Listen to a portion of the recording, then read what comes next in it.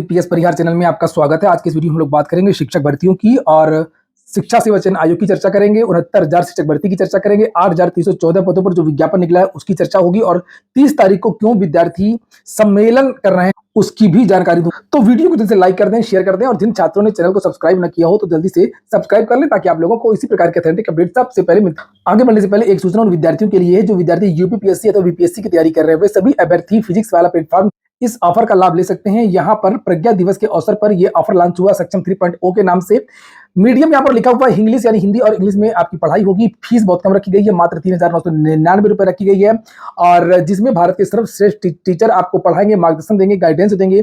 यहाँ पर देख सकते हैं अलग पांडे हैं, ओनली आईएएस के सुमित हैं और दीपक सिंह हैं, वरुण सर हैं, बहुत सारे जो टीचर वो आपको पढ़ाने वाले हैं। डेली क्लास नोट्स मिलेगा, लाइव क्लासेस चलेंगी, रिकॉर्डेड वीडियोज भी मिलेंगे, जब समय रहेगा तब देख सकते हैं। पिछले वर्षों के प्रश्न पत्रों का विश्लेषण करवाया जाएगा। मंथन मैगजीन भी आपको मिलेगी। 24/7 आपको डाउट क्लियर सेशन मिलते रहेंगे। कोई भी डाउट हो आप लोग कभी भी पूछ सकते हैं। और इसी तरीके का कोर्स यूपीपीएससी की तरह बीपीएससी का भी लॉन्च हुआ है, 69वीं बीपीएससी का, जिसके बारे में मैंने कल आपको जानकारी दी थी। और यहाँ पर पहले 3 दिन की जो क्लासेज हैं वो पूरी तरीके से निःशुल्क हैं और ये सारी की सारी जो क्लासेज हैं और सारा का सारा जो एचडी मटेरियल है वो ऐप पर मिलेगा। ऐप की लिंक मैंने डिस्क्रिप्शन बॉक्स में दे दी है। एक बात और बता दूं कि अगर आप लोग एक कोड का प्रयोग करेंगे, कोड का नाम है PSC 005005, तो आपको 999 रुपए की छूट भी मिल जाएगी और ये कोर्स मात्र 3,000 रुपए में मिल जाएगा। अधिक जानकारी के लिए आप लोग ऐप पर जा सकते हैं और ऐप की लिंक मैंने भी आप लोगों को बताया है कि डिस्क्रिप्शन में दे दिया है।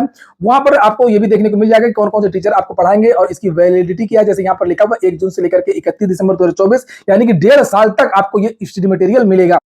ये देखिए पूरी लिस्ट यहाँ पर जो टीचर्स की है आप देख सकते हैं। तो चलिए हम लोग शुरू करेंगे आज की सूचनाओं को। शिक्षा सेवा चयन आयोग बदलाव हो गया है और सुबह की वीडियो में यह सूचना छूट गई थी, आज के समाचार पत्र में यह सूचना दी गई है। ये देख सकते हैं आप लोग, प्रयागराज में शिक्षा सेवा चयन आयोग के मुख्यालय का प्रस्ताव।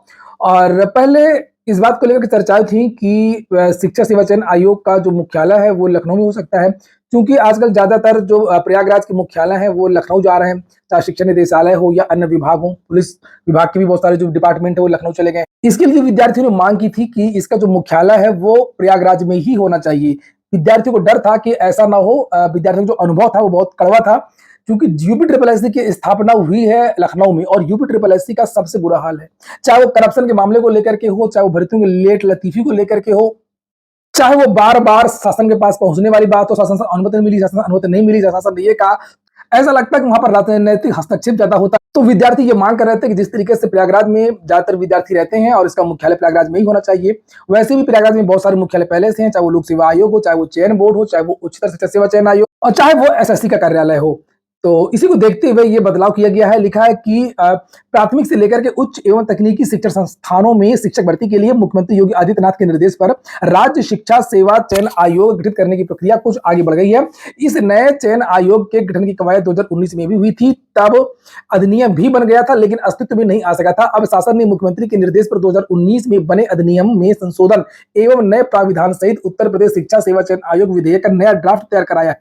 हालांकि मैं आपको बता दूं, ये आज के समाचार पत्र में जो चीजें भी दी हैं, जो प्रतिदिन मेरा वीडियो देखते हैं उनको पता होगा कि सारी सूचनाएं एक एक लाइन मैंने बिना किसी समाचार पत्र के आपको पहले ही दे दी थी।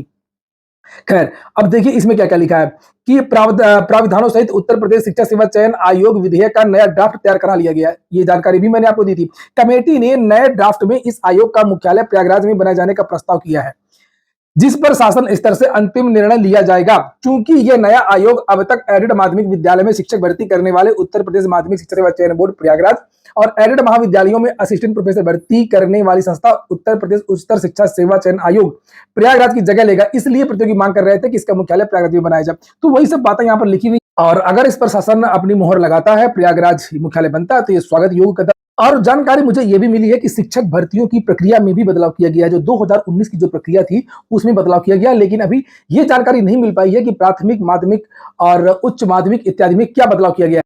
अच्छी बात यह यहाँ पर लिखा कि ड्राफ्ट तथा वर्तमान अधिनियम एवं प्रस्तावित विधेयक के ड्राफ्ट का तुलनात्मक विवरण तैयार कर उच्च शिक्षा विभाग को भेज दिया गया है। इस पर अंतिम निर्णय शासन स्तर पर लिया जाएगा। तो अब शासन को निर्णय लेना है। जो बदलाव हुए इसकी समीक्षा हो रही है, जानकारी मिली है कि इसका बिंदुवार अध्ययन किया जा रहा है और अभी निश्चित तौर पर यह बता पाना बहुत मुश्किल है कि यह विधेयक कब पारित। सब कुछ शासन के पाले में, सब कुछ जो है शासन को निर्णय लेना है। अगली जो सूचना है वो है 69,000 शिक्षक भर्ती की। कल इस केस की सुनवाई हुई थी। सिंगल बेंच के ऑर्डर के खिलाफ विद्यार्थियों ने अपील किया है, इसको चैलेंज किया है। चूंकि सिंगल बेंच ने 3 महीने के अंदर रिविजिट करने का आदेश दिया था आरक्षण को लेकर, और जानकारी निकल करके आ रही है कि सरकार रिविजिट करने वाली भी है, सरकार ने अपनी सूची तैयार भी कर ली है और सरकार अभी तक डबल बेंच गई भी नहीं है।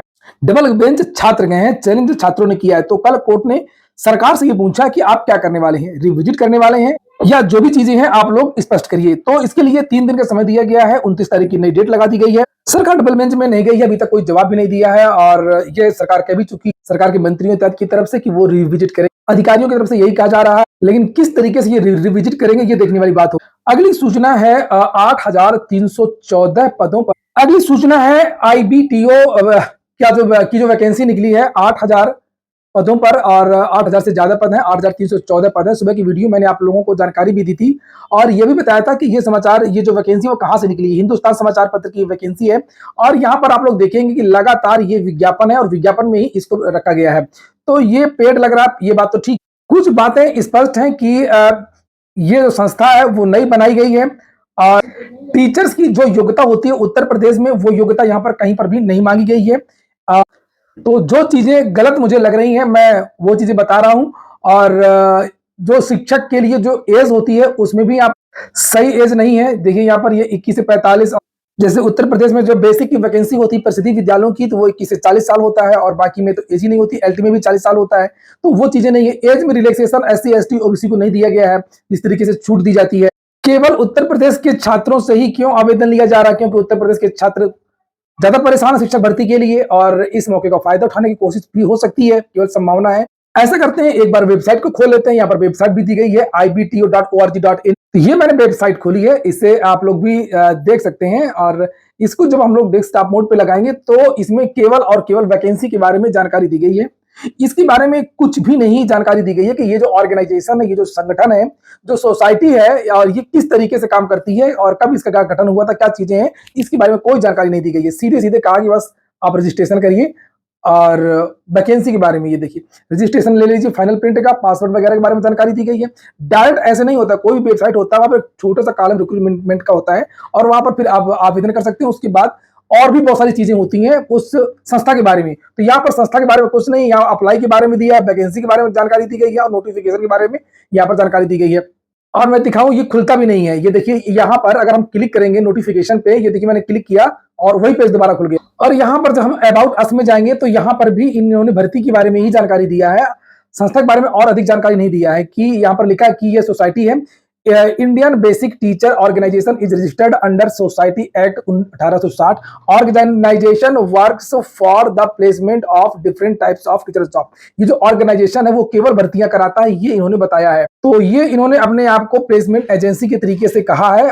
तो इस वेबसाइट में 15 से 20 चीजें गड़बड़। और हाँ, यहाँ पर यह भी है कि ये जो वेबसाइट है वो नहीं है। ये देखिए, कॉपीराइट 2023। तो ये आवेदन लेने के लिए ये वेबसाइट बनाई गई है, ये संस्था। और जब IBTO के बारे में हम गूगल पे डालते हैं, ये Indian basic teacher organisation TO, तो ये हम लोग सर्च करेंगे तो ये देखिए यहाँ पर ये ईरानियन ब्लड ट्रांसफ्यूजन ऑर्गेनाइजेशन और जाने क्या क्या आ रहा है। एक भी लाइन इसके बारे में नहीं आ रही है कि इंडियन बेसिक वाला, एक भी लाइन नहीं आ रही है। ये देखिए कहीं भी इसके बारे में गूगल में एक भी लाइन नहीं है।